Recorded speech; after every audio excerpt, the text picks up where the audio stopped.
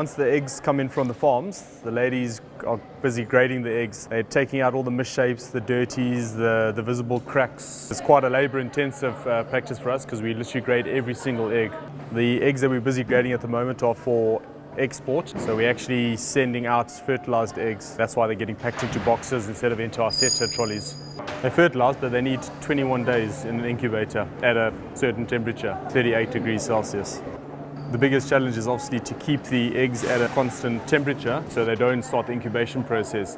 And we keep our egg room at about 19 degrees Celsius. These boxes were packed yesterday and they're off to a hatchery in Mozambique that hatches the adult chicks, but we supply them their eggs twice a week. When we grade into our setter trolleys, once the setter trolleys are filled up, we put them into lines for each farmer and each flock. Some farmers have different amount of flocks, but obviously all flocks vary in age, giving us different size eggs.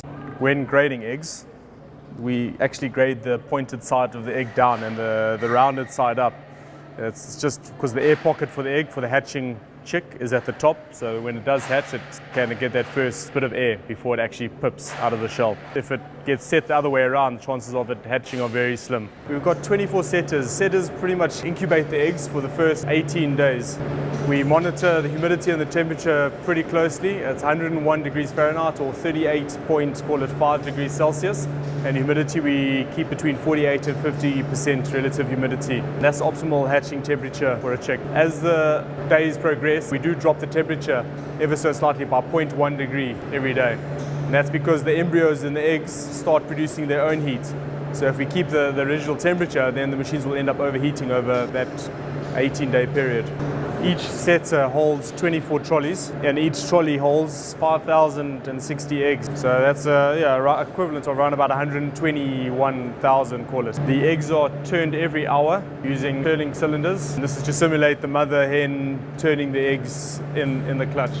So this is our transfer room, where after 18 days in the setters, incubation in the setters, we have to transfer the eggs out of the setter trays and into hatcher baskets where the chicks would hatch into the baskets. If we didn't transfer them, the chicks would be hatching into the setter trays, which they would be falling through the large gaps. On our older flocks, you do get bangers, which are eggs that explode due to a bacterial infection. But that's because the older flocks have bigger eggs, and the bigger eggs have bigger pores, so they're easier to get contaminated by bacteria. Hence, that's why we're spraying the eggs for the older flocks and the more susceptible flocks with a viral solution, which is a solution that helps prevent cross-contamination between the eggs.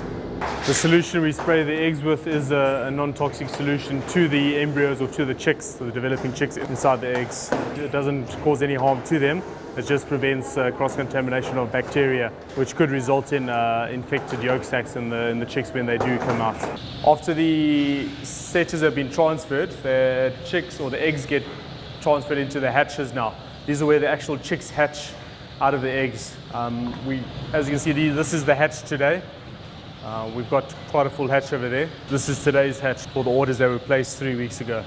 We try and work on a hatchability of about 85% for our eggs. There is going to be infertile eggs and eggs that just don't hatch for whatever reason. And that's why we always have to set that extra 15% to get the orders that we get. So when the trolleys come out of the hatches, we put them onto the line for the ladies to grade the chicks. The ladies are looking for first quality chicks, first grade chicks. So any defect in the chick is put into a seconds pile, and only first grade chicks are passed on to our customers. Chicks are graded into crates of 100, and then they're all vaccinated at the bottom over there and then put into trolleys of 2,500 per trolley. This is what we classify as a first grade chick. It's got a navel that's healed pretty well. There's nothing wrong with the navel. There's no red hocks, which means that it's been overheated in the shell or in the hatcher. There's no dehydration. The skin on the feet looks fine, and there's no red above the beak, meaning that it struggled to get out the egg as well. So this chick's definitely a first grade chick. Depending on which customer we have for the day, depends on which vaccinations we use. Each farm pretty much has its own vaccination schedule prescribed to them by their vets or one of their own vets. Now we're doing a spray vaccine, and that spray vaccines can vaccinate against Newcastle's infectious bronchitis diseases. And there are different strains, just depending on what the farm has experienced in the past, what we vaccinate against, what they want us to vaccinate against. These chicks are getting vaccinated with a subcutaneous vaccination.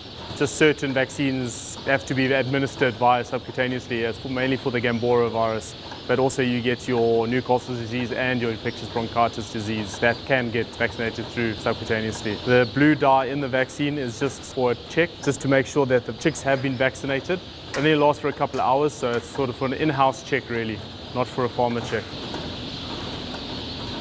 These are Ross chicks, which are going to KZN farming, or Sunrise down the south coast. They specifically want Ross for their farm. We also hatch Cobb and, coming to an end, our Arbor Acre blocks. This is one of our naturally ventilated trucks. There's a dampener in the front which allows fresh air to come through, and then there's fans on top which draw the hot air that the chicks produce out of the body. It is an insulated body to help maintain temperature as well.